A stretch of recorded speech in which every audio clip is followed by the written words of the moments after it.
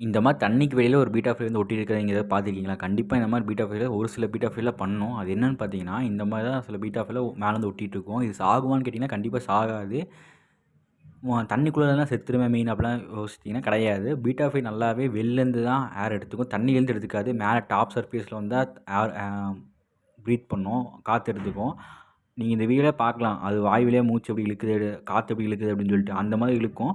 இதே தண்ணி வந்து சுத்தமா இல்ல, உடம்புல வந்து தண்ணி ஒட்டிட்டு இருக்கு பார்த்தீங்களா, அது வந்து சுத்தமா இல்ல அப்படின்னா, திருப்பி தண்ணிக்குள்ளே போயிட்டு திருப்பி இந்த மாதிரி மேலே வந்து படுத்துக்கும். இது எதுக்காக இந்த மாதிரி படுத்துக்குது அப்படின்னு சொல்லி கரெக்டான ரீசன் தெரியல. ஆனால் சில பேர் சொன்னதெல்லாம் பார்த்தீங்கன்னா, பீட்டா வேஸ் பொதுவாகவே இந்த மாதிரி தான் இருக்கும். சில பீட்டாவில் தனியாக படுத்துக்கிடுக்கும். தனியாகவே இந்த மாதிரி இருக்கும்.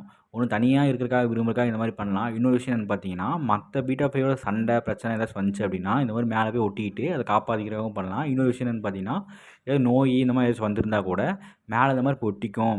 தனியாக போய் இருக்கும். அது கிருமியெல்லாம் அந்த ஈரம் இல்லாதனால சாகறதுக்காக அந்த மாதிரி ஒட்டிகிட்டு இருக்கும் அப்படின்னு சொல்கிறாங்க. இது கரெக்டான ரீசன் என்னன்னு தெரில. ஆனால் இந்த மாதிரி பீட்டா ஃபை பண்ணணும். ஆனால் இது சாகாது. உயிரோடு தான் இருக்குது இந்த மீன். இந்த மாதிரி ஒட்டிகிட்டு இருக்கும். அதே மாதிரி காற்றும் வந்து அது டாப் சர்ஃபேஸ்லேருந்து எடுத்துக்கும். இந்த மாதிரி நடக்கும். உங்களுக்கு ஏதாவது இந்த மாதிரி நடந்திருக்கா அப்படின்னு சொல்லிட்டு கீழே கமெண்ட் பண்ணுங்கள். இந்த வீடியோ உங்களுக்கு யூஸ்ஃபுல்லாக இருந்துச்சுன்னு நினச்சிங்கன்னா, இந்த வீடியோக்கு லைக் போட்டுருங்க. இந்த மாதிரி மீனை பற்றி நம்ம தினமும் வீடியோ போட்டிருக்கோம். அந்த வீடியோலாம் பார்க்கணும்னு நினச்சிங்கன்னா நம்ம சேனல் சப்ஸ்கிரைப் பண்ணி வச்சு